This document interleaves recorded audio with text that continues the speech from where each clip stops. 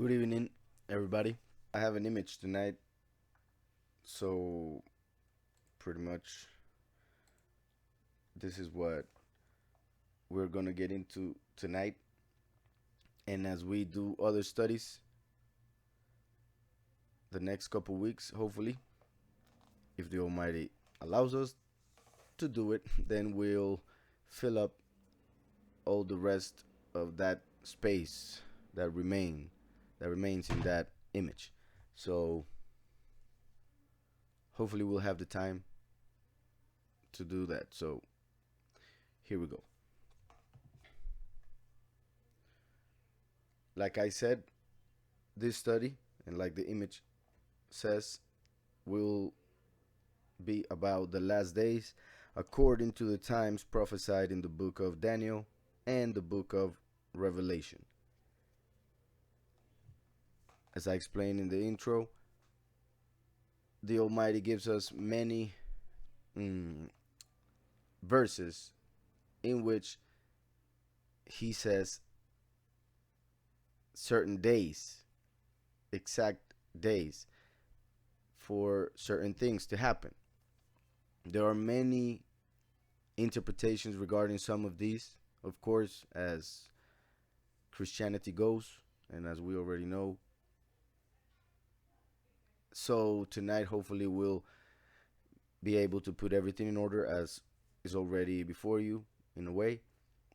Now, reading each and every one of the verses.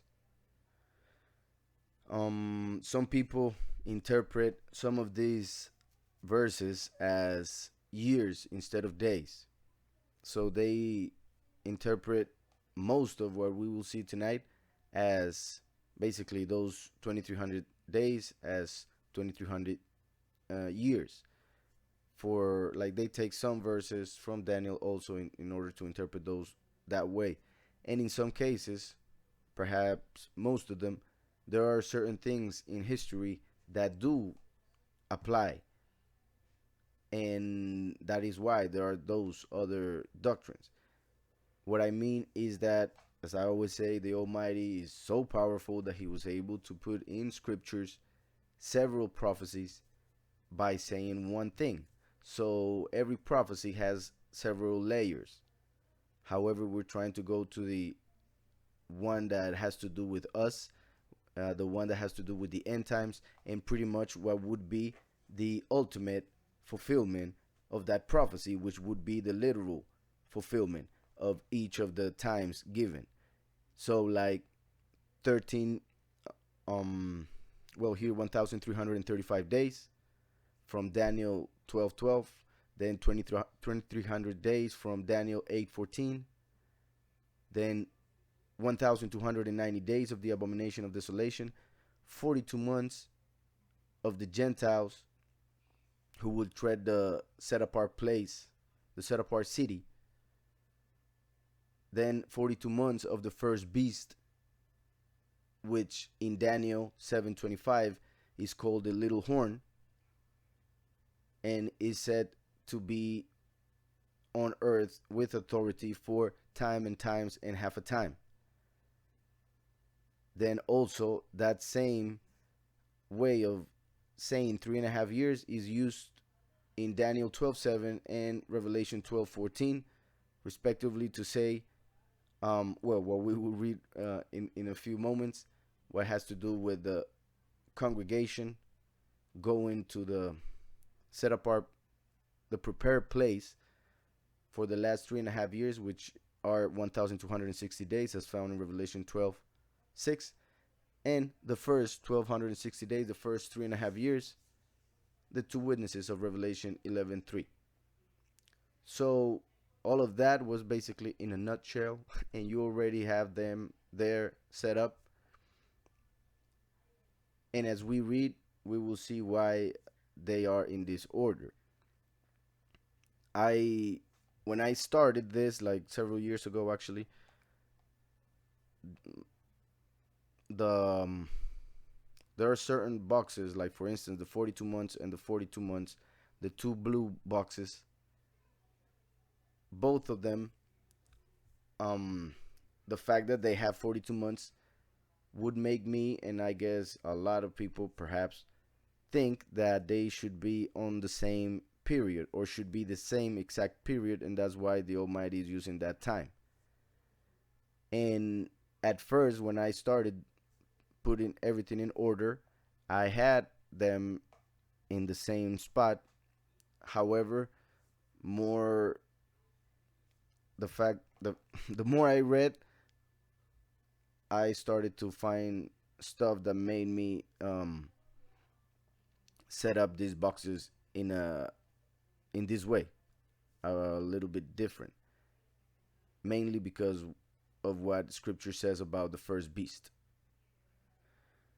So that just to start, like I said, just in case you guys are wondering why the 42 months is set up that way.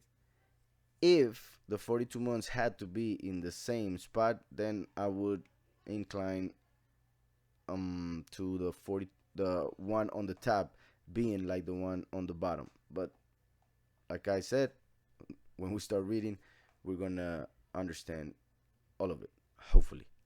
So first of all, I guess we can start from the bottom up, and with the subject that we already discussed the last couple studies, which is the two witnesses in Revelation 11:3. So when we go to Revelation 11:3, just a second,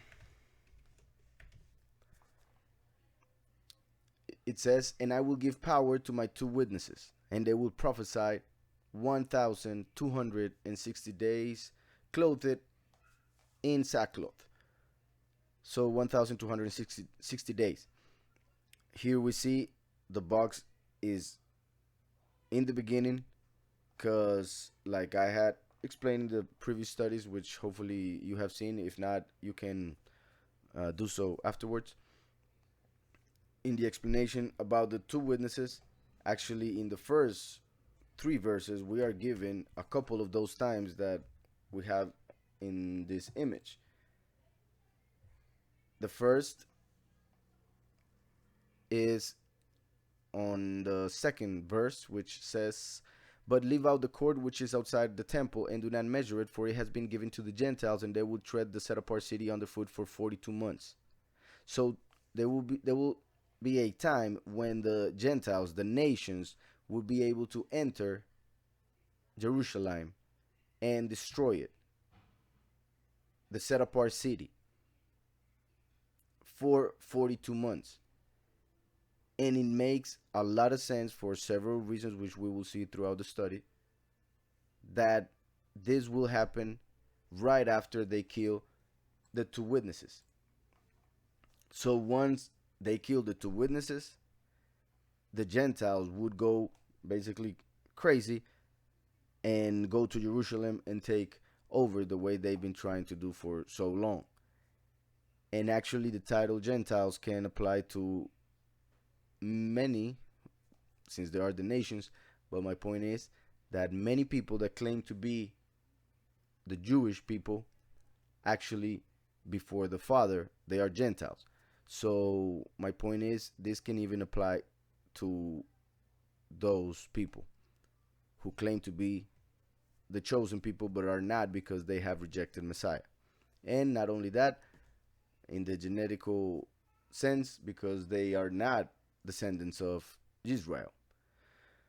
So it has been given to the Gentiles. They will tread the set apart city for 42 months. And then verse 3 says, "And I will give power to my two witnesses, and they will prophesy 1,260 days, clothed in sackcloth." So even though the 42 months is mentioned first on the second verse, and then the third verse mentions the 1,260 days, what he's saying is that since the Gentiles are going to tread the set apart city for 42 months, which is mentioned because Yahweh sent Yahuhanan, John, to measure the temple. So he is told, but don't measure this part because of the Gentiles. So once Yahweh tells Yahuhanan about what the Gentiles will do for 42 months, he says, But I will send my two witnesses to prophesy for the same amount of time, however, in a different time, because it says first 42 months and then 1,260 days. Both times are the same, said in a different way, because they represent two different events. The 1,260 days in this case means something positive, two witnesses prophesying. The 42 months, something negative, the Gentiles being able to destroy the set apart city, Jerusalem. And that's why, also, this is important, the Almighty, through Messiah, in Matthew 24, Luke 17, and Mark 13, tells us that when the abomination of desolation gets to enter the set apart place, those who are in Yehudah must go to the mountains. So that means that the abomination of desolation, the false Messiah, which is obvious, will focus mainly on Jerusalem, even though, of course, he will force everybody in the world to accept him as God on earth. He will focus everything, his kingdom, from Jerusalem. So those 42 months in which the Gentiles that worship the false Messiah will be able to enter Jerusalem and do what they please, they will start once the two witnesses are killed. Because once the two witnesses are killed, then the abomination of desolation will reveal itself to the world just a few days after. So that is why in the image we see that on the bottom left 1,260 days of the two witnesses, like I also explained in Revelation 6. The first seal is positive for many reasons that I already explained in other studies, so I won't do it right here. And it is actually when the two witnesses start, mainly the witness like Moshe, which is basically the second manifestation of Yahweh on earth. So when that starts to happen, what everybody knows as the second coming, however, they don't understand, according to scriptures, how that will be. And that's why Messiah said that he would come as a thief in the night. So when that starts, when the first seal is open in heaven through the Lamb who will open it, once he opens it, Yahushua, then the second manifestation will start on earth. That second manifestation being the witness like Moshe, who comes with the witness like Eliyahu, as mentioned in Revelation 11. So the two witnesses are actually the beginning of the last 7 years, because they will preach for the whole first half, for 3 years and a half. As you can see, there are two boxes that look the same because they are the same time, 1,260 days, one next to the other. Those are the exact 7 years, but there is a little more time that Daniel adds to the week of Daniel, as we will see in that book in a few moments. So when you see two boxes with 1,260 days, the witnesses preach on one, then on the other one is when the congregation of the set apart ones will be taken to the prepared place. So the witnesses start the last 7 years. They preach for 3.5 years. And once they are killed, there will be a period of time called the Great Tribulation. And that is a part that I haven't added yet, but I will just say this. That is found in Hosea 4, 5:7. Hosea 5:7. And the prophet says that it will last 30 days. So basically, the two witnesses will be killed. Then the abomination of desolation will reveal itself. And for 30 days will kill all of those people who do not worship him.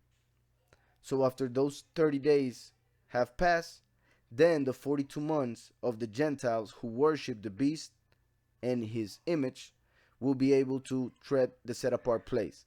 So that's why there is a slight movement to the right of the box with the 42 months, as mentioned in Revelation 11:2. Hopefully that is clear.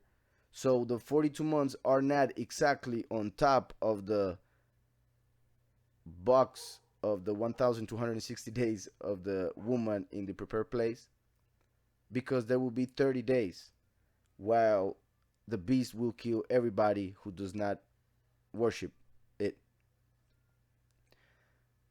So I repeat verse 2 and 3. But leave out the court which is outside the temple, and do not measure it, for it has been given to the Gentiles, to the nations, and they will tread the set apart city underfoot for 42 months. Once the abomination of desolation has killed everybody and put the mark on the Gentiles, then the Gentiles will go to Jerusalem and do whatever they please. And I will give power to my two witnesses. So Yahweh says that even though that will happen, Yahweh will send two witnesses, which, as we know, and I already explained, Revelation 6 and many other verses tell us that that is the beginning of the testimony of the two witnesses, which means that they are actually at the beginning. They start with the 1260 days. And I will give power to my two witnesses, and they will prophesy 1260 days, clothed in sackcloth. Then, if we go to Revelation 12:6,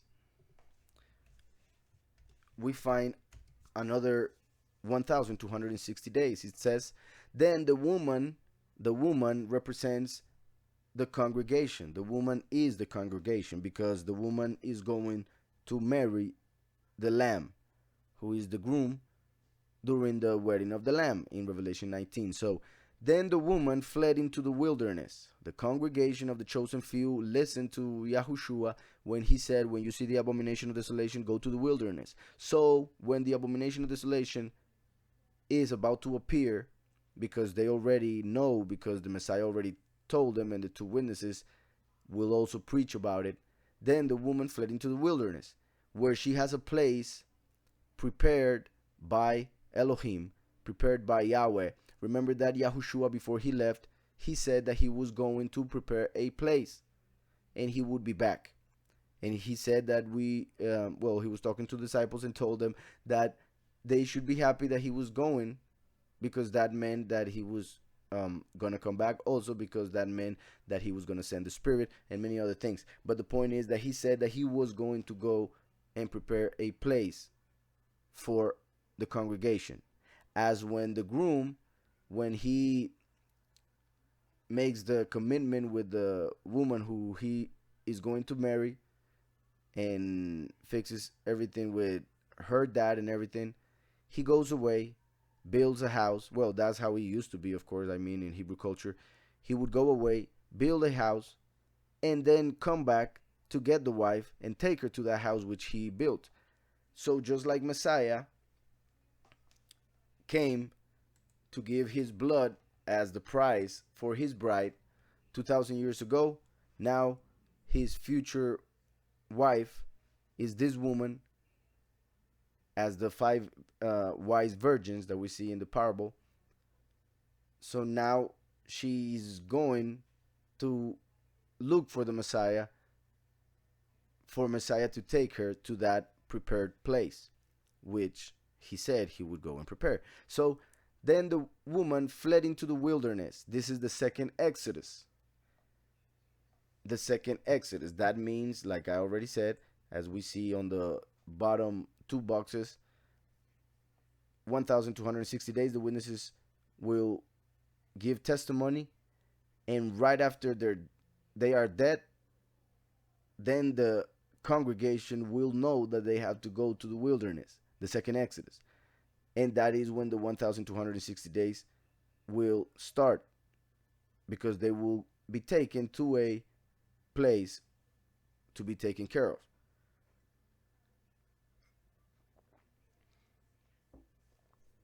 So it says, then the woman fled into the wilderness, where she has a place prepared by Yahweh, that they should feed her there 1260 days.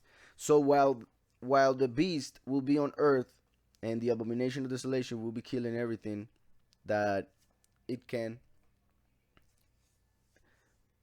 the congregation, the chosen congregation, the woman, will be in that prepared place for 1,260 days. Now let's go to the two boxes on top of those first ones. Let's go to Daniel 12:7.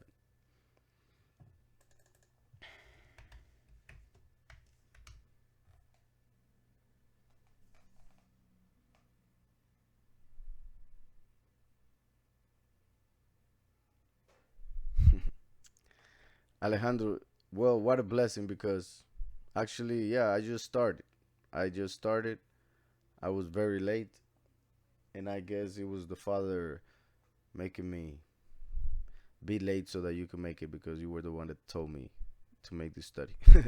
So I'm glad how the Almighty made it work. So I continue.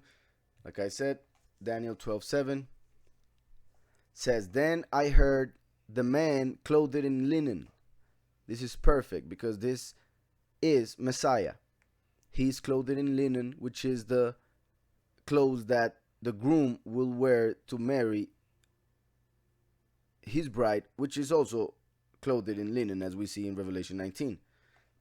Fine linen, the chosen few. So we are reading in the book of Daniel, which is pretty much the book of Revelation of the Old Testament. So Messiah appeared to Daniel, all ready for the wedding. And then it says, "Then I heard the man clothed in linen who was above the waters of the river." Who was above the waters of the river. How funny. Messiah came, and what did he do? He walked on water. So it says, who was above the waters of the river.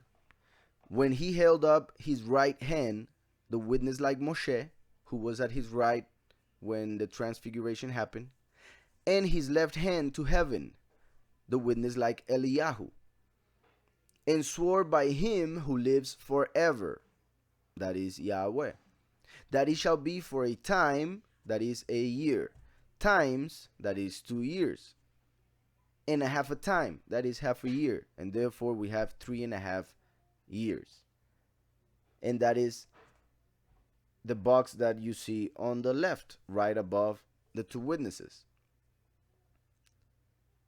So it says, "Then I heard the man clothed in linen who was above the waters of the river when he held up his right hand and his left hand to heaven." Meaning, when he sent the two witnesses and then they died and went up to heaven, as we see in Revelation 11, the witnesses died 3.5 days later, they resurrect and are taken up. They are taken to heaven in a cloud.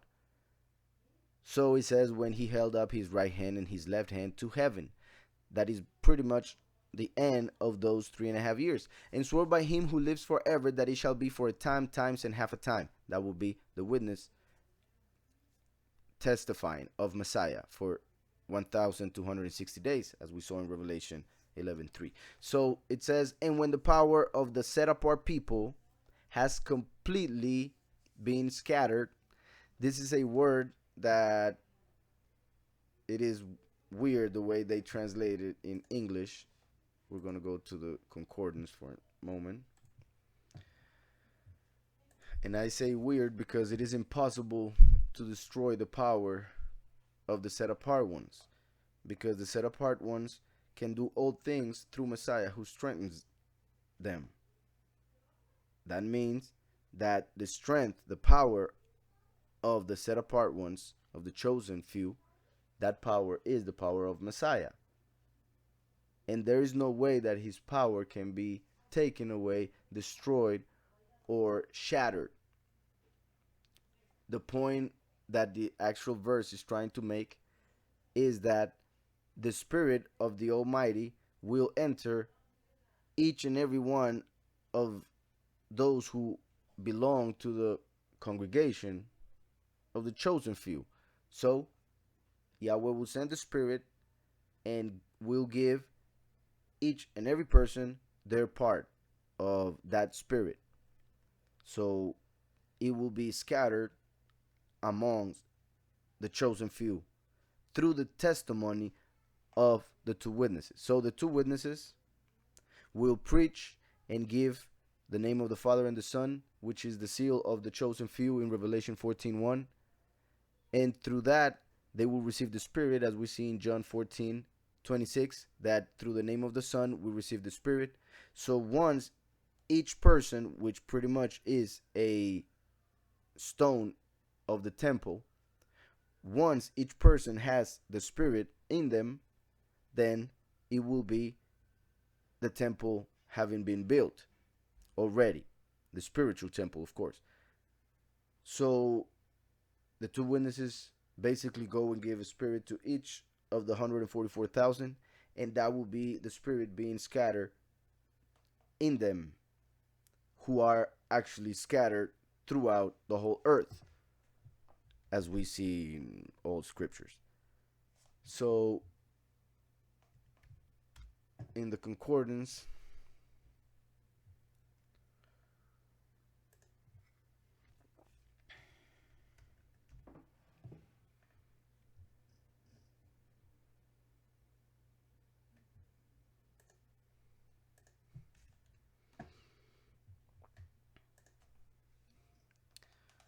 here we see the word.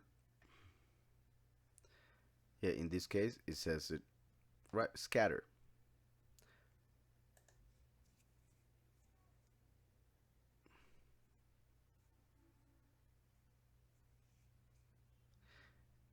Is the word nafats, the concordance H5310, and it says to break, as in breaking pieces, like when the Almighty took the bread and broke it to say that He was going to die for us, but also to give to each and every one of them, and that bread being His body. So when each of the disciples took a piece and ate it, they were taking the body of Messiah into them. They were taking the Spirit, the truth, which is Him, into them. So that is the point I'm trying to make. So He says, break, shatter, scatter, disperse, spread. Disperse as in the people.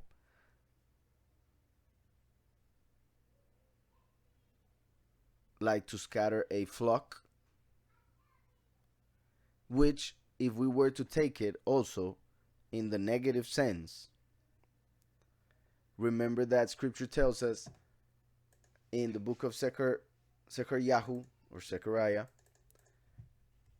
that when the Messiah were to be when he came 2,000 years ago, when the Pharisees sent the people, the guards, to take him away and eventually kill him, that was prophesied in Zechariah 13:7, and it says, "Awake, O sword, against my shepherd, against the man who is my companion." This is amazing because we see in the New Testament that there was a fulfillment of this verse when Messiah was taken by the guards and Peter literally took out the sword and he cut off the ear of one of the guards. So the fulfillment of this verse was literal at that moment. Like I always say, when something happens in the literal sense, then it will happen in the spiritual sense, and the other way around also, with the first and the last. So in this case, it is interesting that Messiah said he is the door. In John 10, he said, "I am the door and I am the good shepherd." That is to say, Yahweh revealing Himself as the first and the last. First, He came to be the door, the way to the Father, the intercessor. In the second coming, as the witness like Moshe, Yahweh is manifesting Himself as the good shepherd, to take the flock, the sheep who have been scattered, and take them into the kingdom through the door, which is Messiah, once they are harvested and taken to the prepared place, which we just saw in Revelation 12. But like I said, this verse was fulfilled with Messiah and will be fulfilled when the two witnesses are killed. And with everything that you guys already know and we have discussed in previous studies, look how clear this verse is. "Awake, O sword," basically that which will kill,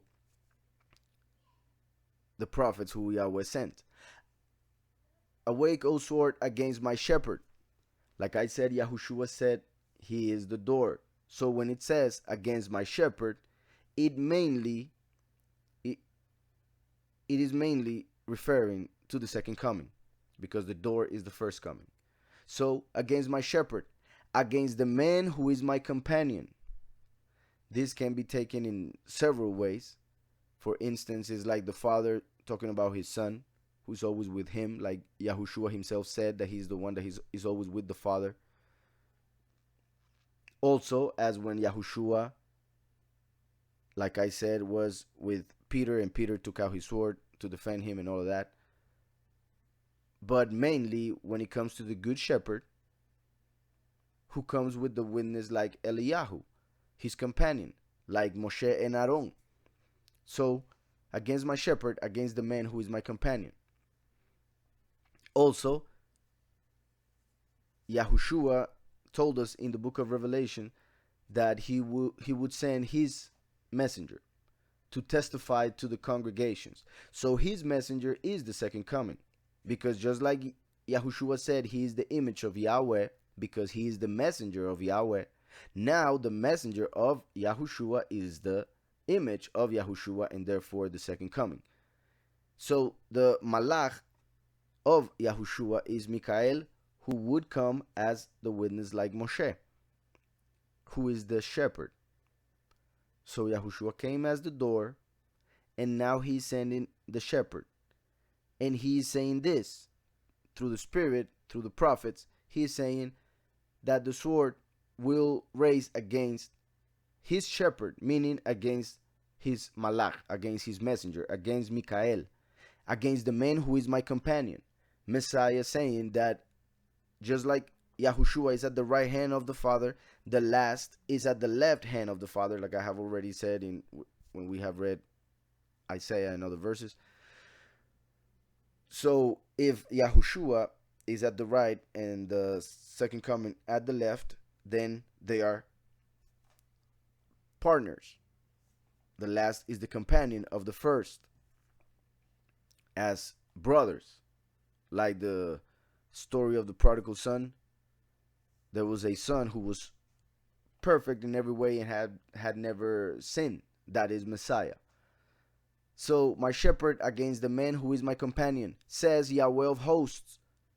Strike the shepherd, and the sheep will be scattered. Strike the shepherd, and the sheep will be scattered. Then I will turn my hand against the little ones. So this was fulfilled with Messiah. It is explained by Paul in the New Testament. Once Messiah was taken away, his sheep, the 12 disciples, were scattered. They didn't know what to do, and they were looking where to go. Peter followed him, but then denied him several times. And they were afraid for their lives. They thought they would be taken also, so they were scattered. This was prophesied. It happened. But it will happen even in a much bigger scale when the two witnesses appear. The shepherd, the good shepherd, as it is mentioned here, literally. Then it says, strike the shepherd. Once the shepherd is killed, when the witness like Moshe is killed, the sheep, the 144,000 chosen few, will be scattered. They will go to the wilderness. They have been scattered already throughout all the nations where the Almighty said that he will pick them up. But in a way, when the two witnesses appear, they will give a doctrine that will unite them. Even though they will be all over the place on this earth, the doctrine will unite them. But when they kill the two witnesses, they will go to the wilderness, wherever they may be at, as we saw in Revelation 12. The woman goes to the wilderness after the two witnesses are killed in Revelation 11. So that's why, and the sheep will be scattered. The 144,000 will go to the wilderness, searching for the groom, who will harvest them just a few days later. So when we understand this and then go and read Daniel again, it says, and when the power of the set apart people has been completely scattered, all these things shall be finished. All these things regarding the chosen people, because they will be taken away, like Paul said. So that which has to do with the chosen few will be completed. As Revelation 10 tells us, that the angel said that when the seventh trumpet sounds, that announces that everything that the prophets said regarding his people will be fulfilled. So once the chosen few are taken to the prepared place, everything regarding the people of Yahweh will be fulfilled. That's why it says, all these things shall be finished. So in the positive sense, through the doctrine of the two witnesses, the power of Yahweh will be scattered in them who are scattered throughout all the earth. But in the negative sense, once the two witnesses are killed, the chosen few will be scattered to the mountains, to the wilderness, during the second Exodus. So that is what we see on that box, that it will last time and times and half a time, which is the same as saying 1,260 days. The two witnesses will preach, and at the end, the 144,000 will be scattered after they have been sealed to receive the Spirit, which is the power that will be in all of them. Then the other box says Revelation 12:14.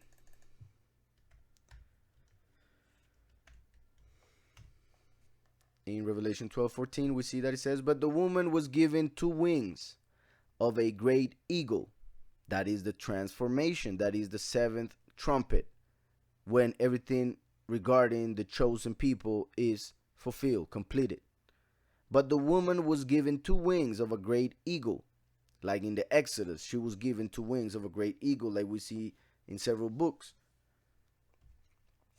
that she might fly into the wilderness to her place, to the prepared place, which we see on the box on the bottom right. That she might fly into the wilderness to her place, the transformation mentioned by Paul in 1 Corinthians 15, 51, and 1 Thessalonians. So it says, where she is nourished for time and times and half a time. The same term, time, times, and half a time, like it was said in Daniel. From the presence of the serpent. So while the serpent will be on earth doing everything it can to receive worship by the humans, the chosen few will be in the prepared place for time and times and half a time. So that's why you see those 4 boxes on the bottom in that order, like we have just read. Now let me see something for a moment. When we go back to Daniel 7,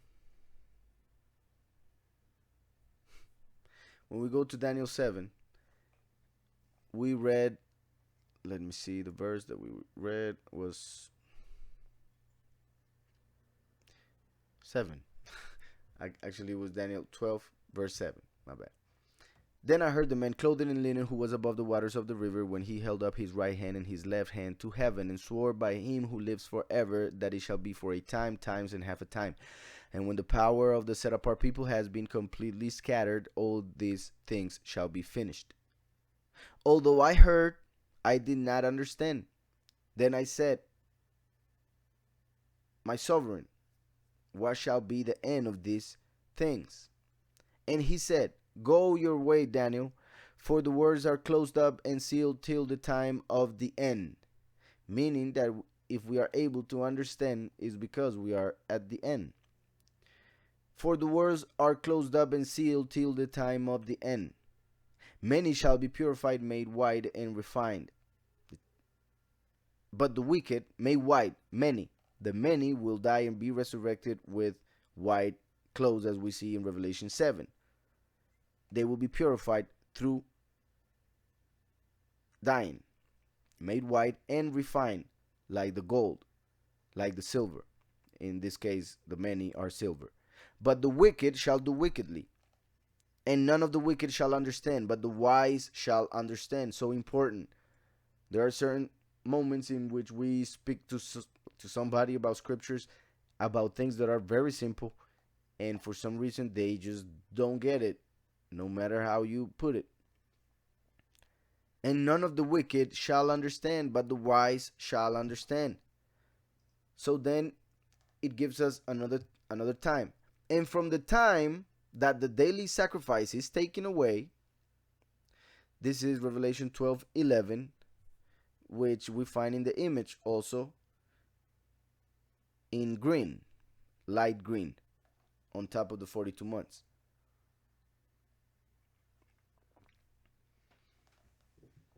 And it says, and from the time the daily sacrifice is taken away. There are several ways to interpret the daily sacrifice. In the literal, when it comes to the letter to the book of Leviticus, it has to do with a sacrifice that was done in the morning and the afternoon in the temple. So for this to actually happen, there would have to be a physical temple built in Jerusalem. And that is what most Christians are waiting for. They are waiting for several things, one of those, a temple. And they most Christian doctrines say that when the temple is built, then everything will be set up and therefore the 7 years can start. However, as we are about to see, that is not necessary. That meaning the last 7 years can start without the temple being built. So it's not necessary for the temple to be there for the for this to be fulfilled. So daily sacrifice in the literal sense, like I already said, a sacrifice of animals in the temple during the morning and the afternoon, daily. On the other hand, spiritually, for instance, as we will see and have already discussed, the second seal, there are 7 seals during the first half of the last 7 years. And the second seal is war. So there's something negative. After the 2 witnesses are sent to prophesy, to testify, once they start, what happens afterwards is war. And that will extend for months and years. So when these people who like to create wars in order to go down in the number of humans in the world, their depopulation program, also to make money by selling guns, and another spiritual aspect other than making money and the population is the fact that those who control those wars are giving those people who are dying in war as sacrifice to their Elohim, to their false Elohim, because they worship the Elohim of this world, and some of them the Elohim of war. Obviously, if through war they are sacrificing people, that would be the Elohim or false Elohim of war, the God of war. That would be a daily sacrifice. If the war starts and people are dying each and every day because of that war, That will be a daily sacrifice until something happens to stop the war, as when they say peace and safety, and sudden destruction shall fall upon them. So during the second seal, a war will start, and that will begin an spiritual daily sacrifice of human lives for the god of war, of the beast, who will come to make war. He is given a sword, and that's why we read in Zechariah that the sword will go against the shepherd, because the beast, who has a sword according to the second seal of Revelation 6, will go against the shepherd and kill him. So 11 verse 11 says, and from the time that the daily sacrifice is taken away, when they say peace and safety in a spiritual sense, when they actually finish the sacrifices of animals, basically the reason would be, if the literal sense happens in every way, it would be that the false Messiah would appear and say that the animal sacrifices are not necessary anymore because he is on earth and he already paid for the sins, or however he will put it. The point being, when he, the abomination of desolation, appears on earth, he will tell the Jewish people not to do any more animal sacrifices because he already redeemed them, which is the reason why they would make animal sacrifices. So in the literal sense, that's what would happen when the daily sacrifice is taken away. Also, a cease of the war would bring a spiritual interpretation or a spiritual fulfillment of this. And then when we read Daniel 9, and this time is mentioned, and we may read it tonight, this same time is mentioned, but other words are used. And it says sacrifice, and well, I'm gonna go read it right now. I guess it will be good. In Daniel 9,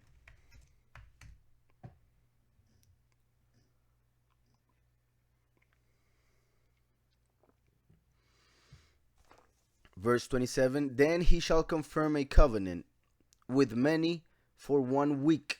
1 week. Maybe I should have started with this verse. As I already said, the last 7 years will happen in my bad. The last days, the end times, will happen in 7 years.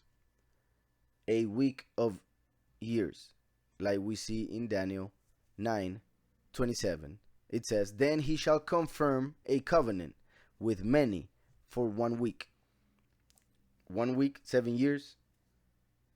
As we see there, when we put together the 1,260 days next to 1,260 days, we have 7 years.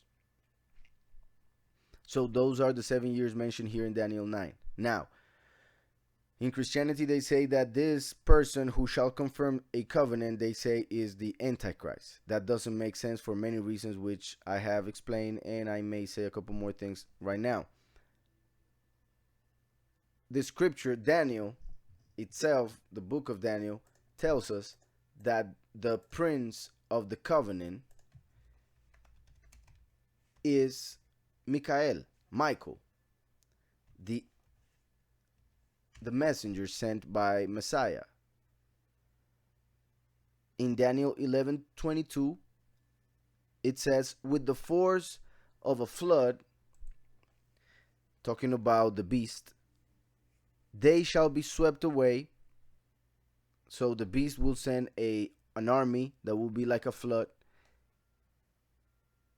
and they shall be swept away from before him and be broken. And also the prince of the covenant. So Daniel 11 says the prince of the covenant will be killed by the beast. However, they say that the beast is the prince of the covenant. That makes no sense, of course. It's a contradiction. They also say that the beast is the Antichrist. So that's why they say that the Antichrist is the one that will confirm the covenant of Daniel 9. That is also a problem because the beast and the Antichrist are two people, two different people. Of course, the beast is an Antichrist, but he's not the Antichrist. He's not the false Messiah. He's not the abomination of desolation, which can be seen easily in Daniel 9. So, since we just saw in Daniel 11 that the prince of the covenant is killed by the beast, by the little horn, then we understand the prince of the covenant is the witness like Moshe, is one of the two witnesses. The second coming, the shepherd, who will be killed like we saw in Zechariah. In Daniel, also, Daniel 12, 1, we read that it says, at that time, Michael, shall stand up, the great prince, he is the prince of the covenant, who will be killed because he will be on earth as a human, and the beast will kill him. So at that time, Michael shall stand up, the great prince who stands watch over the sons of your people, and there shall be a time of trouble, such as never was since there was a nation, the end times, the worst time, even to that time, and at that time your people shall be delivered, the chosen few, everyone who is found written in the book. So the prince, the great prince, is Michael, who is also the prince of the covenant of Daniel 11:22. Daniel 10:21 confirms that Michael is the prince. It says, but I will tell you what is noted in the scripture of truth. No one upholds me against these except Michael, your prince. So Michael is the prince of the chosen people. He is the great prince because he will become the great king once he dies and resurrects. When he confirms the covenant. What covenant? That covenant which Yahushua made 2,000 years ago. So Yahushua came and he made a covenant. He raised the cup with the wine and he said that that was his blood which was going to be spilled for the many. For a covenant, a new covenant. Now the second coming, the shepherd is coming as the great prince to confirm the covenant. That's why Daniel 9 doesn't say that he makes a covenant. He's coming to confirm a covenant because the covenant already exists. And that covenant is the covenant which Yahweh made through Messiah Yahushua. So now Yahweh is sending his Malach, Michael, to confirm it. So,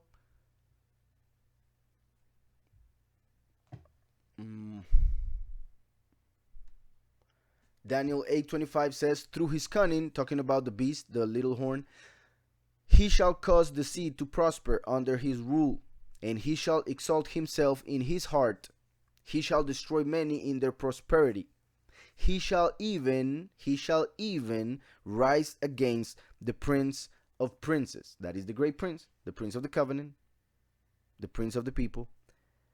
Against the prince of princes, but he shall be broken without human means. So once the prince of princes resurrects as the king of kings, will kill the beast through his spirit. And in a spiritual sense, because actually the beast will be thrown in the lake of fire alive. So he won't be killed, but he will be broken, which is different. So the prince of princes, because he will be king of kings. The great prince, because he will be the great king, the Melech Gadol. The prince of the covenant, because he will confirm a covenant. I hope that's clear. So when we go back to the one I was reading in Daniel 9, says, then he shall confirm a covenant. Who? The prince, the great prince of the covenant, who is also called the Malach of the covenant, the angel of the covenant in Malachi 3. So he shall confirm a covenant with many for 1 week, 7 years. So when the Lamb, the Son of Yahweh, opens the book of life, which has 7 seals, when he opens the first of those seals, the witness like Moshe appears on earth, starts testifying for 3.5 years, while the Lamb opens the rest of the seals, which are 7. So when Yahweh tells the Lamb to open the first seal, that's when this will begin, because that is when the covenant is being confirmed through the testimony of the two witnesses.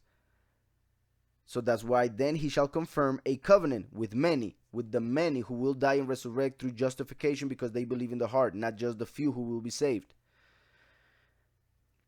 He shall confirm a covenant with many for 1 week, 7 years. But in the middle of the week, like we see, 1,260 days, the two witnesses will preach. But in the middle of the week, they will be killed, as we see in Revelation 11.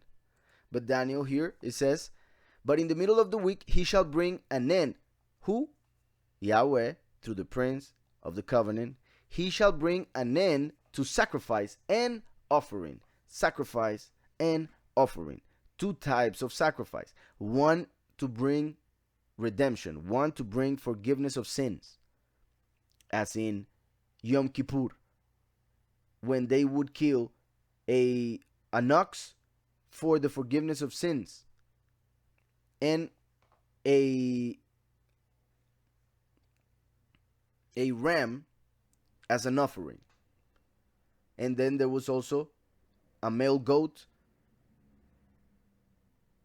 well, two male goats, one to be sacrificed for Yahweh for the sins of the people, and one to be blamed for the sins of the people and sent to Azazel or Azazel, which is pretty much the false Messiah, the abomination of desolation.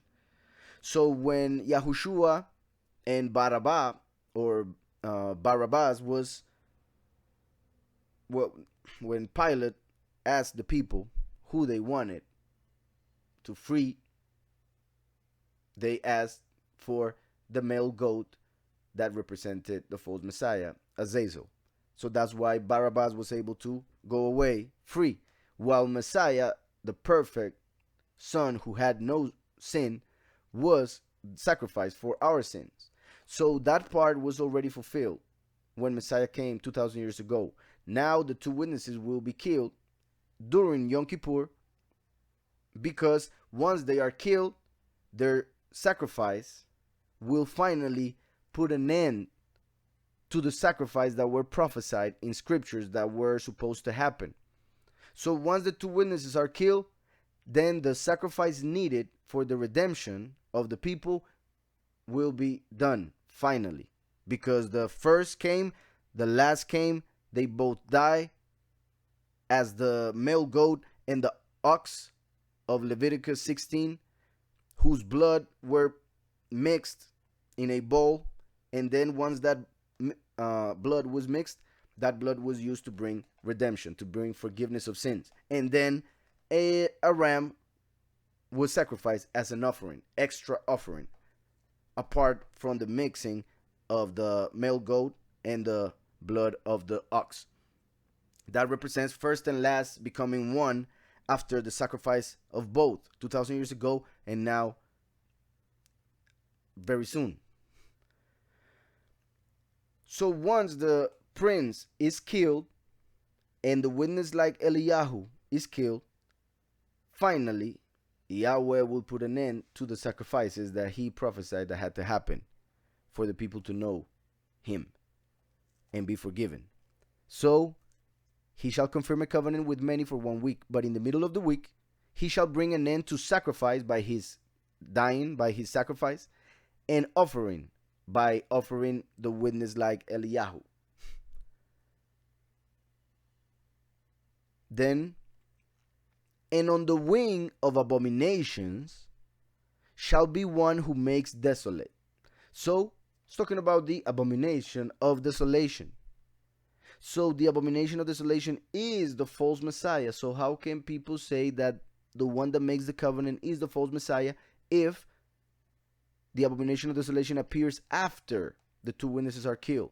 The abomination of desolation appears after the sacrifice and offering has come to an end. The abomination of desolation, as we see here, appears on earth during the second half of the last week of Daniel, during those actually the light green box that we see on top, like I mentioned before. because it will last a few days more than 1,260 days. So as we see here, the false Messiah, the abomination of desolation, will appear on earth after the two witnesses are killed and put an end to sacrifice and offering. Then the abomination of desolation appears, as we see all throughout scriptures. Everywhere this is confirmed. However, the Christian doctrine puts this in a completely different way, which cannot be supported by scriptures. So that's why they take verses out of context. And on the wing of abomination shall be one who makes desolate, that is the false Messiah, who appears after the two witnesses are sacrificed and offered in the middle of the week, even until the consummation, which is determined, is poured out on the desolate. So during the last 3.5 years, the last 7 plagues will come down on the nations who have accepted the abomination of desolation and therefore have become desolate, and will eventually literally be desolate, destroyed completely. So it says until the consummation. What consummation? The consummation of that week, which was at the half. So there is 1 week, 3.5 years of the two witnesses, and then the abomination of desolation comes. And we came to Daniel 9 because of what I was reading in Daniel 12.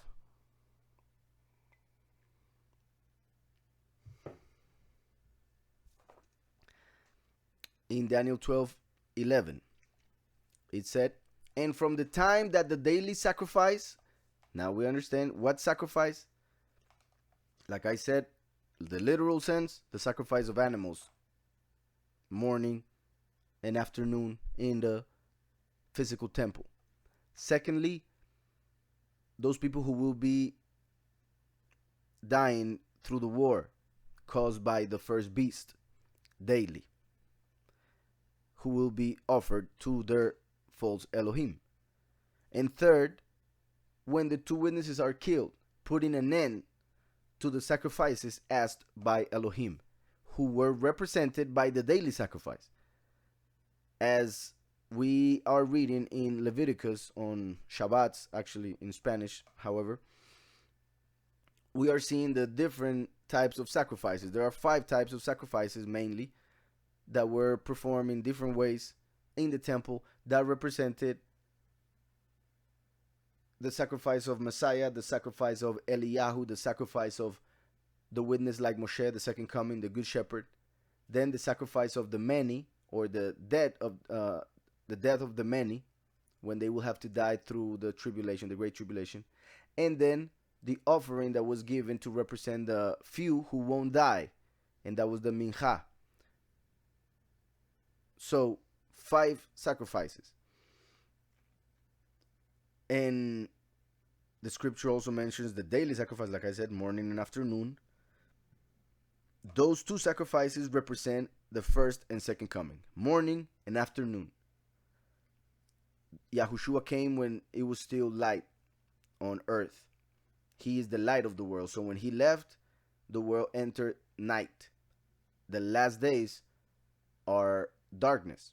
When the second coming appears, he comes as a thief in the night. So the morning and afternoon sacrifice represents the sacrifice of the first and the sacrifice of the last. That's why, like I said, when the last is killed, at that moment, this will be fulfilled in the highest sense. So, and from the time that the daily sacrifice is taken away, and that is what the scripture tells us, that there is something in the middle that has to be taken away for the abomination of desolation to be able to manifest.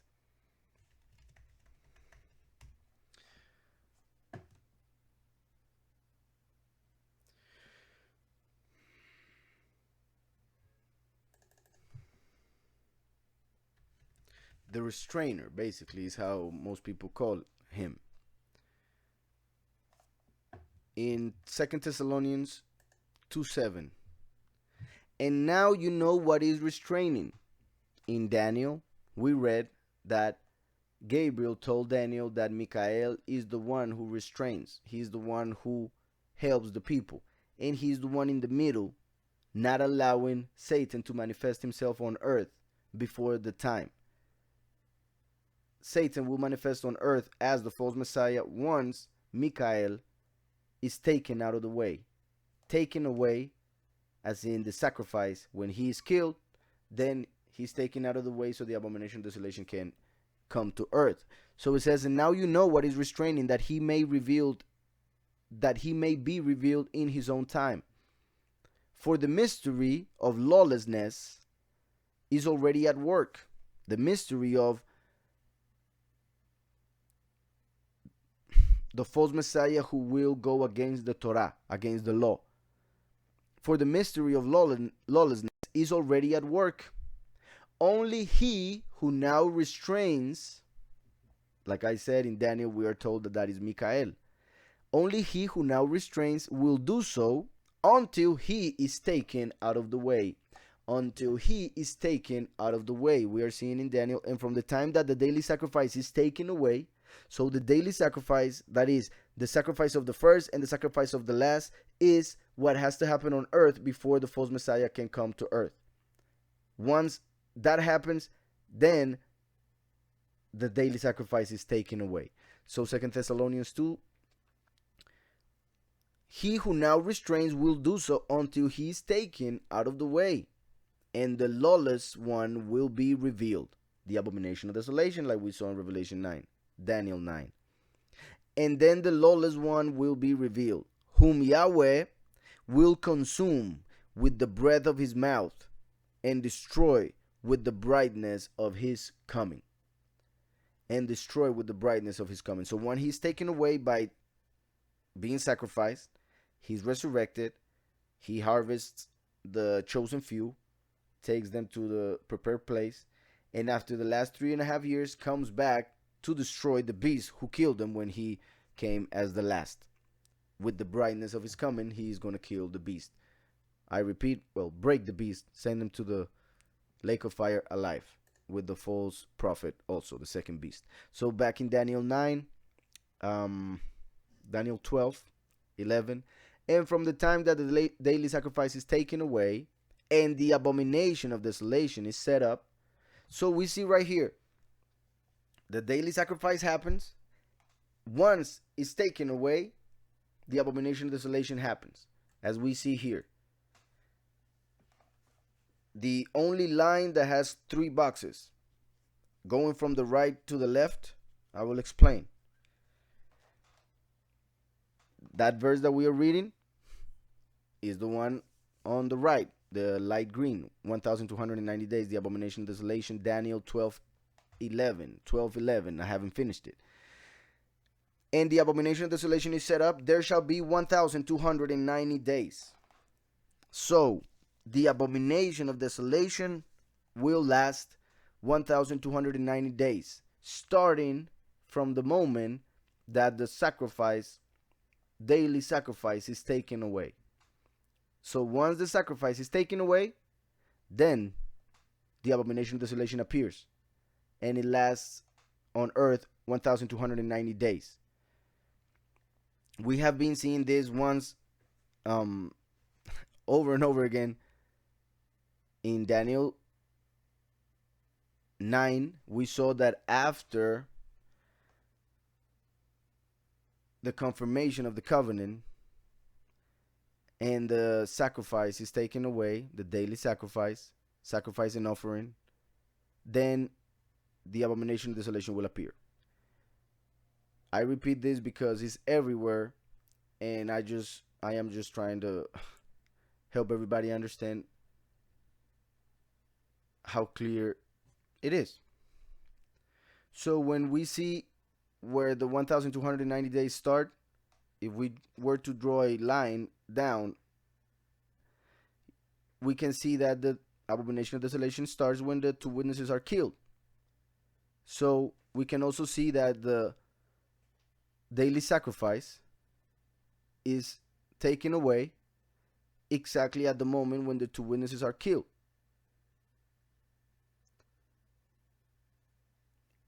we can also see that the abomination of desolation will last on earth 30 days extra. 30 days more than what we saw the congregation will be in the prepared place. As we will see eventually, those extra 30 days will have to do with the destruction of the beast in the negative sense, and in the in the positive sense, is the time when the wedding of the lamb will happen.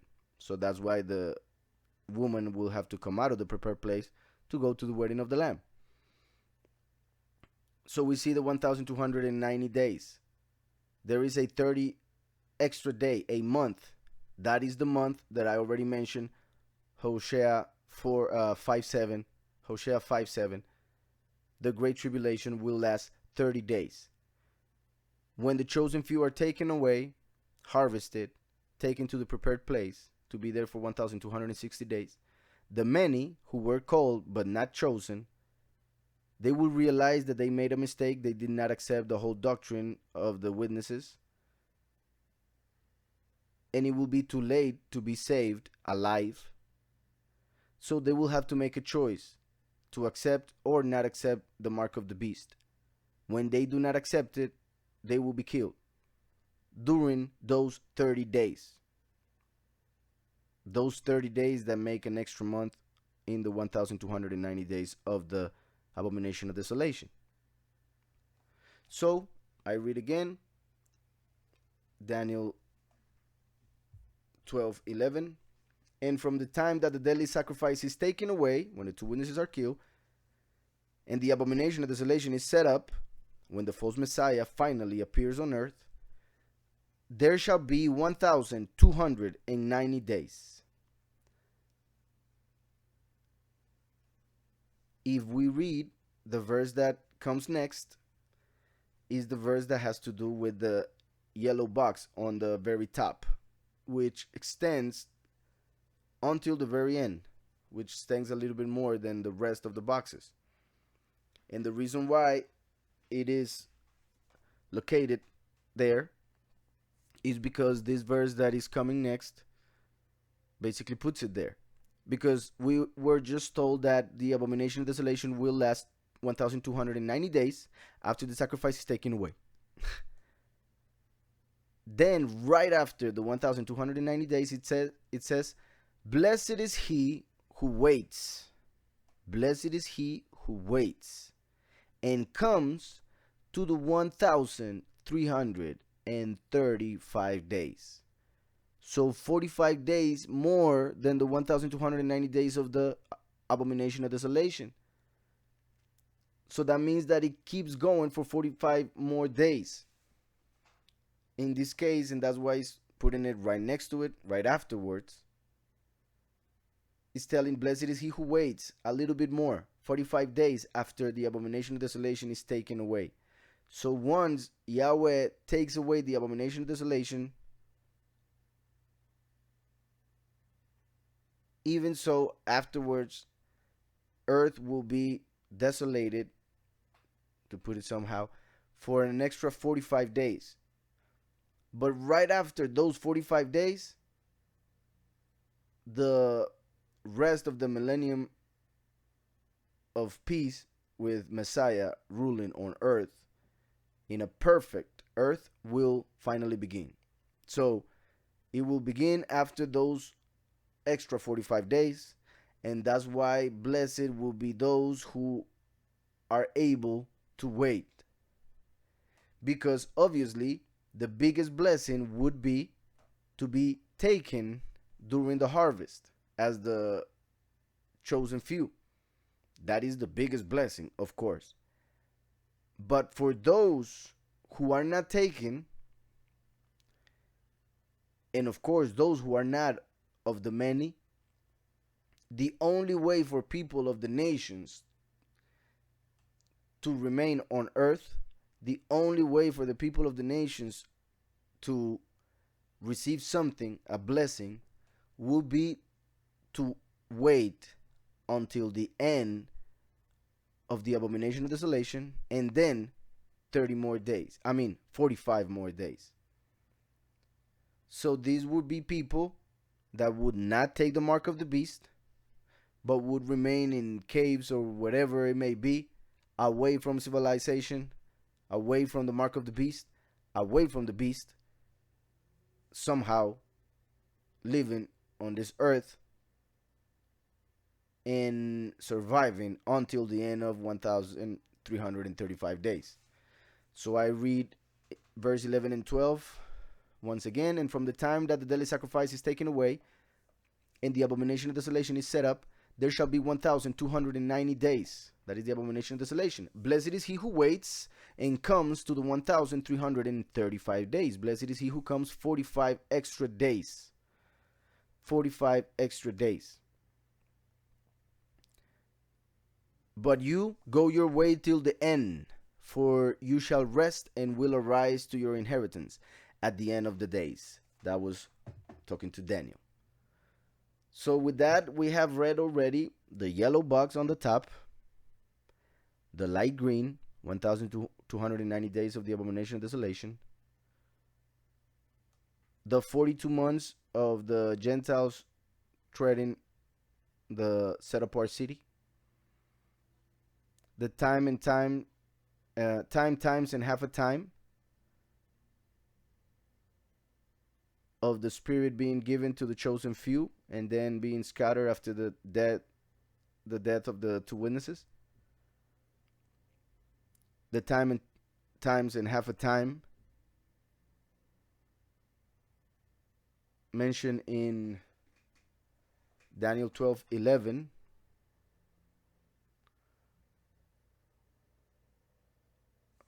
Just a second.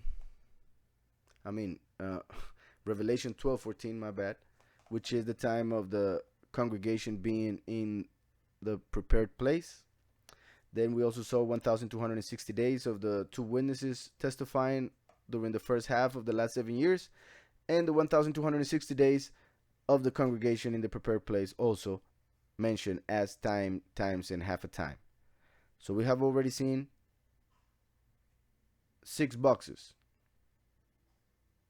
6 boxes. Now let me see if there are any questions. Perfect. Everybody's understanding. Here it says, when Daniel was told that he would have to come back to know, does that mean that Daniel would come back in the end times to find out? There are some people who interpret it that way. It is possible, but I'm going to read it again. Let me see.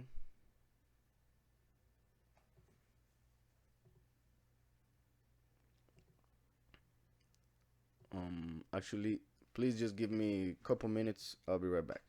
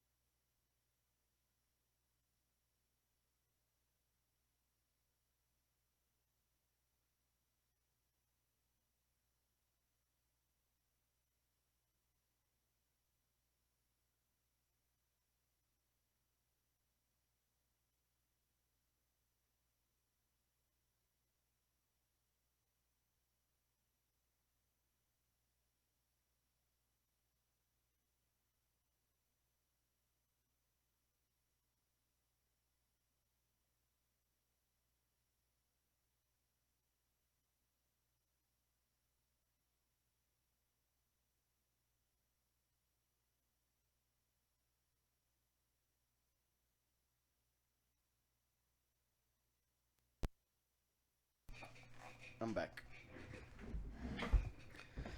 So, as I was saying, Jose, let me see. The verse said, "But you go your way till the end." Obviously, that end could mean both the end times or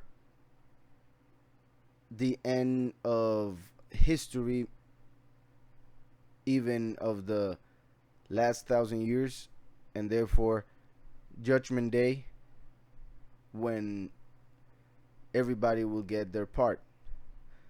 So both are possible and not exclusive, so both could happen. For you shall rest, as in when people die, they go to sleep. You shall rest and will arise, which some people take as reincarnation, but also, I repeat, as the resurrection to your inheritance at the end of the days. So I repeat, depends on how you want to interpret the end of the days. The end of times, as is called all throughout scriptures, or the end of the days of human history, which are 7,000 years at the end of Judgment Day. So now let's continue for a little bit more.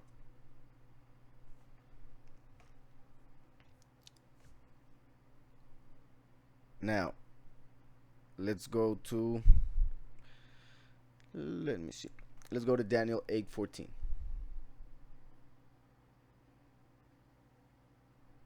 So in Daniel 8:14, there is a verse that really helps to put everything together, because it is the one that includes the most time. So as we see, most of the times mentioned are 3.5 years. Then the abomination of desolation is allowed to be 30 extra days, 1,290 days. And then for those who are on earth still, they will be blessed if they remain on earth 45 extra days. So until this moment, the longest time that we have seen is 1,335 days. But when we go to Daniel 8:14, we read that it says, "And he said to me," well, I'm going to read in context. Verse 13. "Then I heard a set apart one speaking, and another set apart one said to that certain one who was speaking, How long will the vision be concerning the daily sacrifices?" Actually, here only says daily. They added sacrifices in order for people to understand, but we already know what that means, what it represents in different levels. How long will the vision be concerning the daily sacrifices and the transgression of desolation? That's how it is translated here, but it is obviously in Hebrew, well, in the original actually, which in some cases is Aramaic. In this case, in Daniel, there's some who are in Aramaic. It is referring to the abomination. They just decided to translate it as transgression, but the abomination of desolation. So how long will the vision be? And this is very important to understand. An angel is asking the one who is given the vision and the understanding of it, and he's asking him, how long will the prophecy be concerning the daily sacrifices? That is one thing that he's asking about. The abomination of desolation, the giving of both the set apart place and the host to be trampled underfoot, as we see in Revelation 12. And here on the 42 months of Revelation 11:2, 42 months of Revelation 11:2 is pretty much the giving of both the set apart place and the host to be trampled underfoot. The 1,290 days is the abomination of desolation that was mentioned here. So he's asked, how long will the vision be concerning the daily sacrifice? 1. The abomination of desolation. 2. The giving of both the set apart place and the host to be trampled underfoot. 3. And he said to me, for 2,300 days. Then the set apart place shall be cleansed. So very important. 2,300 days is what everything that he mentioned will last. So this is how we can figure out how long will the daily sacrifice last when it comes to the literal sense. Whether it may be the death of the two witnesses or well, actually all of them is, I will explain in just a bit. All of them apply. So since the abomination of desolation lasts 1,290 days and we are given the number 2,300 or 2,300 days, then all we have to do in order to understand how long will the daily sacrifices last, all we have to do is subtract 1,290 days from 2,300. So once we do that, once we take 1,290 days away from 2,300 days, we get 1,010 days. So 1,010 days is the red box that represents the daily sacrifice. The daily sacrifice, 1,010 days, plus the abomination desolation, that is 2,300 days. And as we already know, the Gentiles will tread the set apart city underfoot for 42 months, which happened during the reign of the abomination of desolation, so that's why it's right under it. I hope this is clear. And it is very important, because now that we have this, if we see the boxes down below, we see that the two witnesses will start testifying before the daily sacrifice starts. For instance, like I said in Revelation 6, first the second coming starts. First, the witness like Moshe will begin testifying. So that's when the 1,260 days start. But days later, months later, the second seal will be open, and the beast, the first beast, the world leader, the little horn, will begin his quest to get power over the world as its leader. And before he gets that authority, he will make war, and he will be allowed to take the peace out of this world in order to manifest war. And through that war, he will be accepted by the world as the one that can nobody beat. And once he starts that war in the second seal, is when the daily sacrifice will begin, when it comes to human lives dying through that war. In the literal sense, if we are talking about the sacrifice of animals, then we get also another huge clue. If the abomination of desolation, the giving of both the set apart place and the host to be trampled underfoot, and the daily sacrifices, if that lasts 2,300 days, then we still have 250 days at the beginning where there is no daily sacrifice.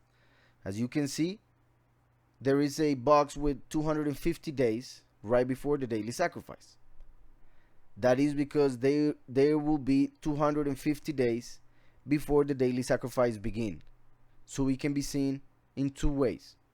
One, that the war, the third world war won't start until the second seal, and that second seal would start 250 days after the two witnesses start their testimony. So the two witnesses would start their 1,260 days, And after 250 days of their testimony, the daily sacrifice will begin, which could very well be, I repeat, that war, the second seal. That would be 250 days for the second seal to begin. And also, this would mean that there is no need for a physical temple to be built in Jerusalem for the last 7 years to start. If we are going to take the daily sacrifice as physical sacrifices on the temple, even if they build it, which would be a work of the beast, of course, which will lead the fake Yahudim, the Jewish people, to accept him as their redeemer. They would accept him as Messiah ben Yosef, and then the Abomination of desolation as Messiah ben David. That's basically how they will go at it, because Jewish people are expecting two messiahs. The first will be the beast, the second will be the false messiah, the Abomination of desolation. So,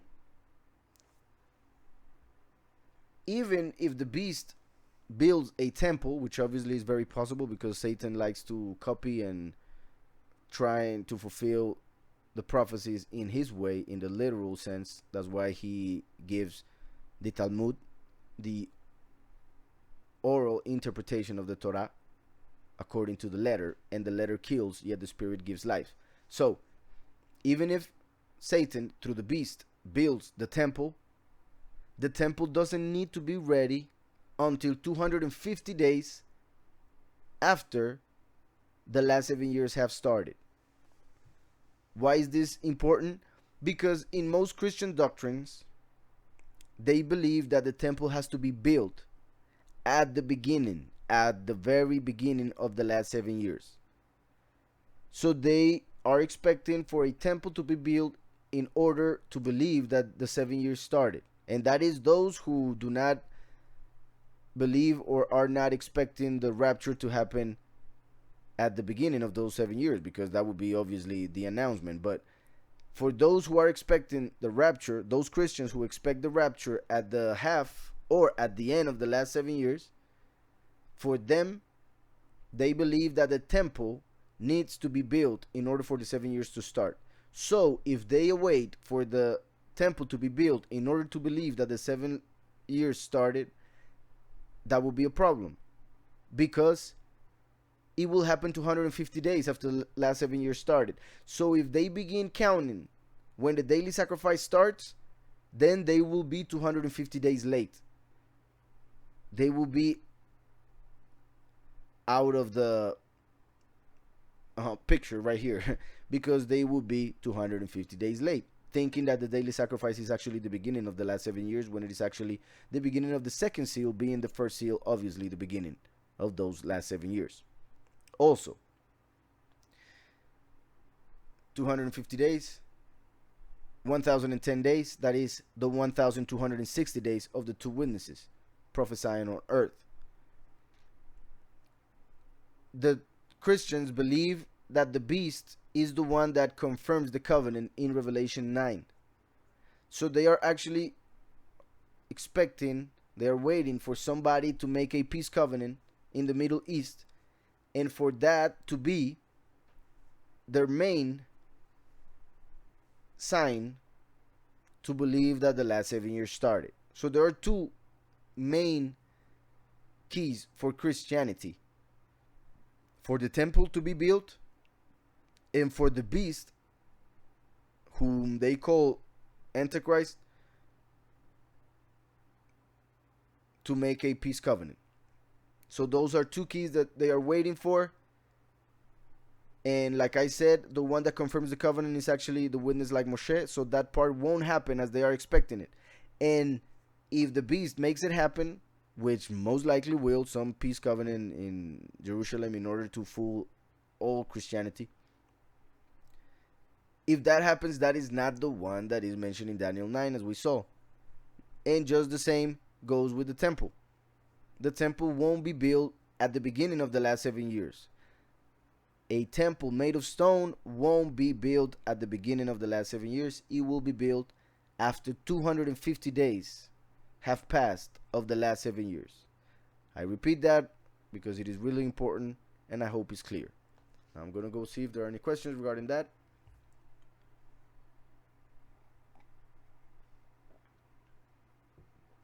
Blessings, Elio. Good to see you there. I heard you met my sister. I hope it was nice. So, oh, I'm glad, brother. Yeah, hopefully we can meet also soon. So let me see. With that, I'm going to read it again. And he said to me, for 2,300 days, the set apart place shall be cleansed. So the set apart place will be completely cleansed once the abomination of desolation is taken away. And it is interesting that it says cleansed, and I will get into this next week a lot more, because it's as in Hanukkah, when the dedication of the temple was done to clean it from the abomination of desolation, which was represented by the sacrifice of a pig inside the temple done by the emperor of Greece.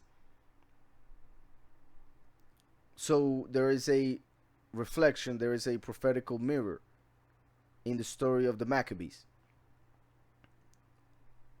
And it is interesting that we are seeing that 2,300 days for the set apart place to be cleansed, meaning for the abomination of desolation to be done with, and for the chosen few to be able to go to the land and all of that once the Almighty allows us and gives us the kingdom as he promised. So now we saw already the 1,335 days. We saw the 2,300 days. We saw the 250 days, the daily sacrifice, the 1,290 days. We saw the 42 months below that. And we saw the 4 boxes right at the bottom. So we only have 2 to go. Now let's go to Revelation 13:15.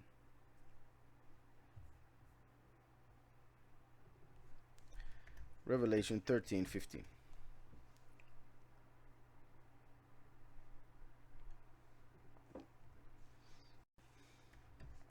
I'm going to read in context from verse 13. It says, he performs great signs, talking about the second beast, the false prophet, the opposite of Eliyahu.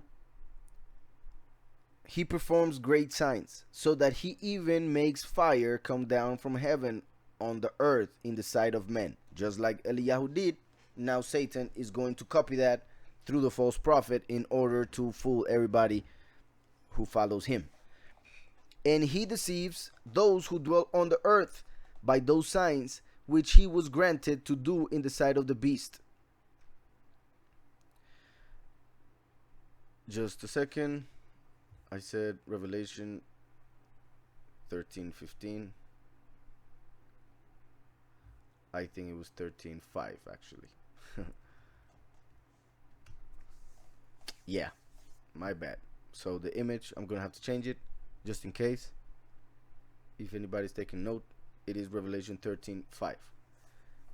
And once again, I will read it in context. Go to verse 4. So they worship the dragon, Lucifer, Satan, who gave authority to the beast, the world leader of the New World Order. And they worshipped the beast, the empire, the New World Order, I repeat, saying, who is like the beast, who is able to make war with him. So, like I said, he's gonna make war, and by winning that war, he will be seen as the perfect man to lead the world. So in Revelation 6 verse 3, it says, when he opened the second seal, second seal, which very likely would be after 250 days of the first seal being open. And I say that because of the 250 days that we find as the beginning or the preparation of the temple during the beginning of the last 7 years. So when he opened the second seal, I heard the second living creature saying, "Come and see." Another horse, that means war. The first horse was white, which is a spiritual war. Now this horse, it says, is red. Red. Red means sin. It means Rome. It represents Rome. It represents Esau, the evil brother of Jacob. It is connected to the dragon, who is also red, Lucifer, or is mentioned as red, represented by the red, which, I repeat, represents the sin of the people. That's why the scarlet thread, which they would hang at the temple when they would sacrifice the male goat, which would become white. So another horse, red, also connected to the blood that will be spilled through the war that he will start. So another horse, the red, went out, and it was granted to the one who sat on it, that beast, to take peace from the earth, meaning to bring war, and that people should kill one another. And there was given to him a great sword, the great sword that will be used to kill the two witnesses. So we see in the second seal that the rider of the horse is given a great sword to make war on earth. And we just saw in Revelation 13 that it says, "So they worship the dragon who gave authority to the beast, and they worship the beast, saying, 'Who is like the beast? Who is able to make war with him?' So he will become famous because of the way he will win the war that he will start during the second seal. And by doing that, he will become the world leader." So verse 5 says, "And he was given a mouth speaking great things and blasphemies." Speaking great things and blasphemies. So he will open his mouth to say a bunch of things that no man should say. He will believe himself to be the best thing ever and a bunch of other things. And he will be allowed to say that for a time in order to fool those who did not have love for the truth. So it says, "And he was given authority to continue," and this is very interesting, to continue, because it can be taken in two ways. Either he was in power before, then he got out, and he's being allowed to continue for extra 42 months, which is a possibility. That's why the word continue. Or, which makes also sense with the whole thing that we are seeing, is that he will be given authority to continue fighting for 42 months. He will be given authority as the world leader for 42 months, in which he will continue that war which he started a while before that, during the second seal. I hope this is clear, because that means that the world leader will begin his quest to get that authority as world leader. And that is whom the Jewish people will accept as Messiah ben Yosef. And I mean Jewish, the fake people, of course, the fake Jewish people. The true Jewish people will accept the two witnesses, of course, the Yahudim. And for them, I say Yahudim, I do not say Jewish. That's why. So he comes at the second seal, starts a war, and then when everybody sees him as the leader, he is given authority to continue for 42 months. So that is why we see in the image that there is a box that I will add. Basically, let's take the box with the 250 days as if it were the space of time in which the beast hasn't started the war. So after those 250 days, the second seal would start. The war would start, but the beast will not have authority yet. And that would mean part of the daily sacrifice. So under it, we see 1,260 days. We take the first 250 days, which would be the time of the first seal, in order for the second seal to start. When the daily sacrifice starts, that will be the second seal, when the second horse and the rider of it is given a great sword to start killing people, and for people to kill each other in a war as sacrifices to the god of war. And then he will be fighting that war for some time until the fifth seal. Until the fifth seal, when he will be given authority officially to continue, as we just saw in Revelation 13, to continue for 42 months. So the 42 months would start during the fifth seal. So the remaining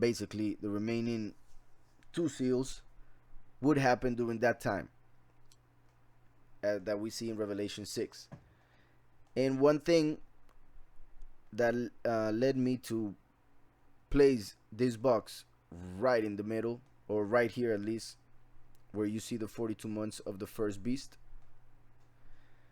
is what we find in the last plagues. During the fifth plague,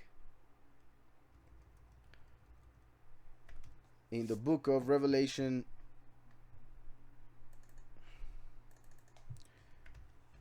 see,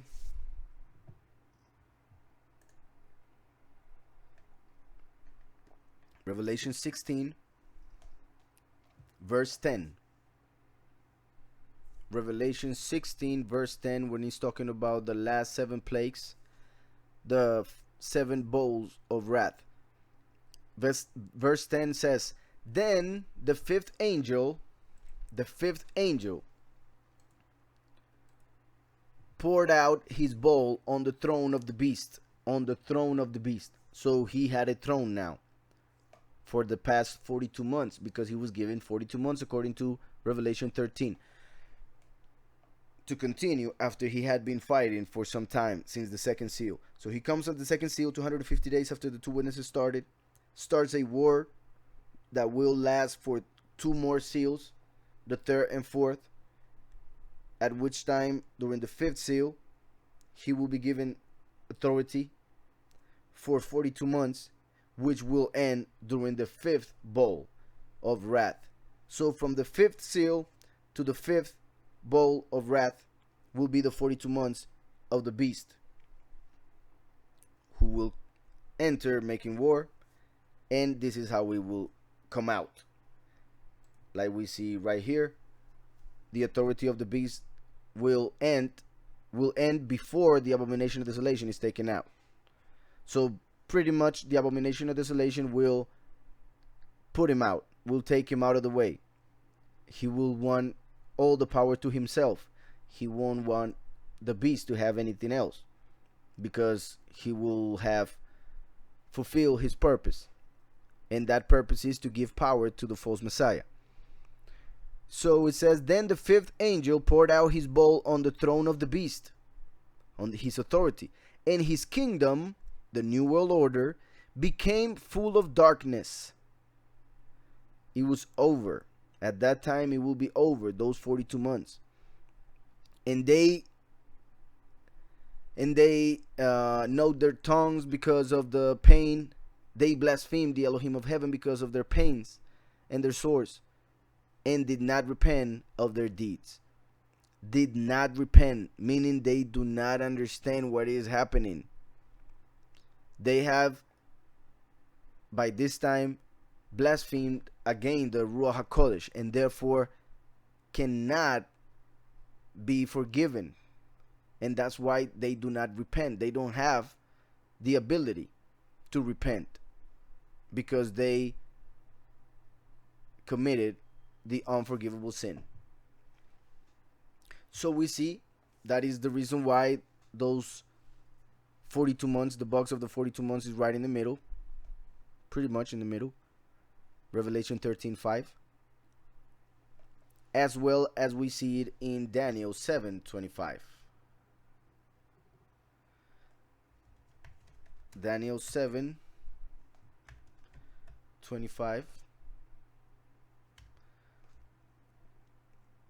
I'm going to read from verse 23. It says, "Thus he said, the fourth beast shall be a fourth kingdom on earth." This is the one that would be at the end, the world government, the new world order, "which shall be different from all other kingdoms in many ways." One of those is that it took power over the whole world. It will be the first kingdom to be able to put all the nations under its rule. "And shall devour the whole earth," what I just said, "trample it and break it in pieces." Rome, the iron that makes that does that, breaks everything in pieces. Iron represents Rome. "The 10 horns are 10 kings." 10 horns are 10 kings, 10 leaders. 10 horns on the beast. "Who shall arise from this kingdom?" Who shall arise from this kingdom? "And another shall rise after them."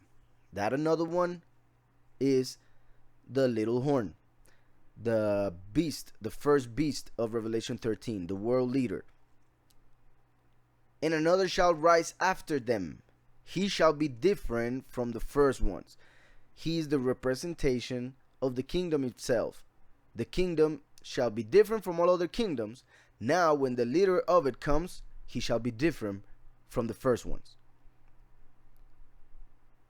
And this will be basically either a clone or reincarnation or something alike of Nimrod. This is basically Nimrod. He will be the beast. "He shall be different from the first ones, and shall subdue 3 kings." So from those 10 kings, 3 will fall. "He shall speak pompous words against the Most High." So the 2 witnesses will be preaching during that time. They will be testifying about the true doctrine, the truth which is Yahushua, about Yahweh, the Most High.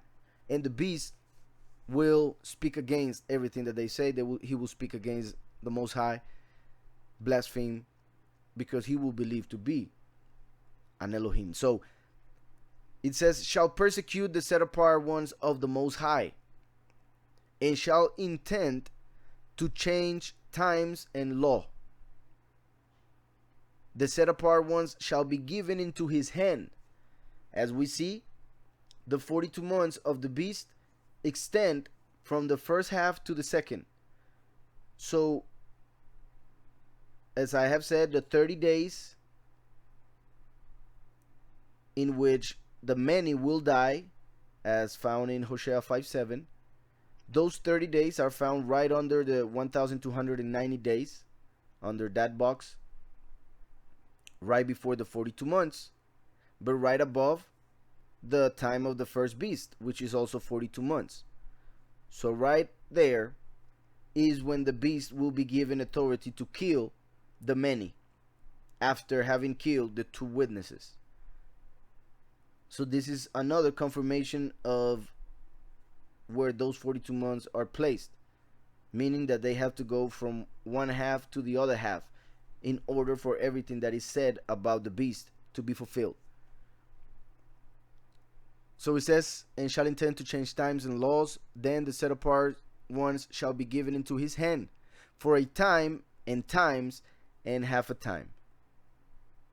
So he will be able during that time to kill the 2 witnesses and kill everybody who dares to stand against him and the false Messiah, which is his image.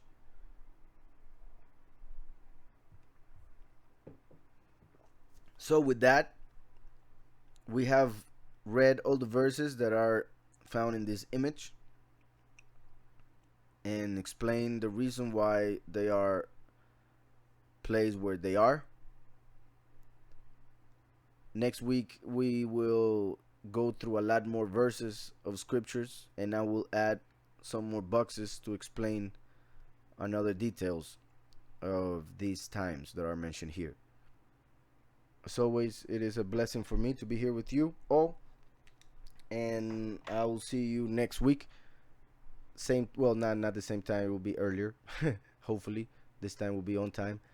Remember, those who speak Spanish, tomorrow, the Des Programa, I'll be at radio, like always, Scanish Major Army, the channel. And on Thursday, with the congregation in Spanish, we're going to be reading the book of Luke. So, those who only speak English, see you guys next Tuesday. May the Almighty bless you all, and we'll be in touch. Bye bye.